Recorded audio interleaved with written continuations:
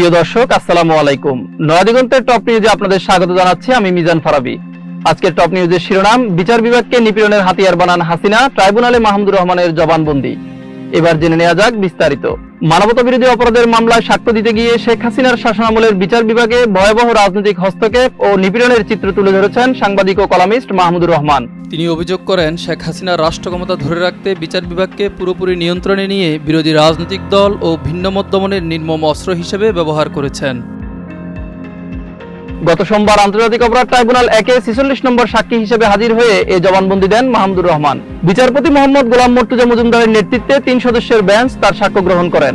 বেঞ্চের অন্য 2 জন সদস্য ছিলেন বিচারপতি মোহাম্মদ শফিউল আলম মাহমুদ এবং অবসরপ্রাপ্ত জেলা ও দায়রা জজ মোহাম্মদ মহিতুল হক এনাম চৌধুরী। মাহমুদুর রহমান অভিযোগ করেন, আওয়ামী লীগ সভাপতি ও সাবেক প্রধানমন্ত্রী শেখ হাসিনার আমলে বাংলাদেশকে তিনি রাষ্ট্র হিসেবে দেখেছেন। তার দাবি, বিচার বিভাগকে সম্পূর্ণভাবে রাজনৈতিক হাতিয়ার বানানো হয়েছে। খালেদা জিয়াকে বাড়ি থেকে উচ্ছেদ, তত্ত্বাবধায়ক সরকার বাতিলের মতো রায় এসেছে রাজনৈতিক চাপে। তিনি বলেন, হাসিনা সরকারের আমলে বিরোধী দল, ইসলামপন্থী মতাদর্শ ও জাতীয়তাবাদী শক্তিকে দমন করতে বিচার বিভাগকে যন্ত্রের মতো ব্যবহার করা হয়েছে।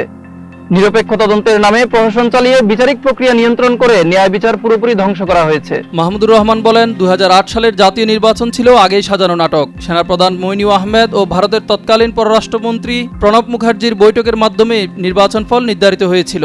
ফলে শেখ হাসিনা ক্ষমতায় এসে সেনাবাহিনীকে দুর্বল করার পরিকল্পনা নেন। এই প্রসঙ্গে তিনি স্মরণ করেন 2009 সালের পিলখানা। তার বক্তব্যে এটি ছিল সেনাবাহিনীকে নেতৃত্ব শূন্য করার ষড়যন্ত্র, যেখানে শেখ তাপস সহ ক্ষমতাসীনদের ভূমিকা ছিল। মাহমুদুর রহমান শাহবাগ আন্দোলন ও হেফাজত দমন নিয়েও কথা বলেন। তার দাবি, শাহবাগের আন্দোলন ছিল সরকারের পৃষ্ঠপোষকতায় পরিচালিত তৎপরতা। অন্যদিকে শাপলা চত্বরের হেফাজতের উপর চালানো অভিযানকে তিনি হিসেবে আখ্যা দেন।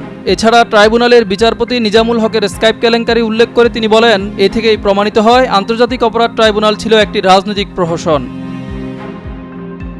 মাহমুদুর রহমান জানান, গ্রেপ্তারের পর তাকে টানা 13 দিন টর্চার সেলে রেখে শারীরিক ও মানসিক নির্যাতন করা হয়। নির্বাচন প্রসঙ্গে তিনি বলেন, 2014 সালের একতরফা নির্বাচন, 2018 সালের রাতের ভোট এবং 2024 সালের ভুয়া নির্বাচন প্রমাণ করে আওয়ামী লীগ দেশের গণতন্ত্রকে ধ্বংস করেছে। মাহমুদুর রহমান দাবি করেন, এসব কর্মকাণ্ড মানবতা বিরোধী অপরাধের শামিল। এর দায় শুধু শেখ হাসিনার নয়, বিচার বিভাগ, নির্বাচন কমিশন, আইন শৃঙ্খলা বাহিনী, 14 দলীয় জোটের সহযোগী দল এবং ভারতের প্রতিও বর্তায়। এসব অপরাধের নিরপেক্ষ তদন্ত করে দায়ীদের বিচারের আওতায় আনতে জাতিসংঘ সহ আন্তর্জাতিক মহলের কাছে আহ্বান জানান মাহমুদুর রহমান। মিজান ফারাবি, নয়াদিগন্ত।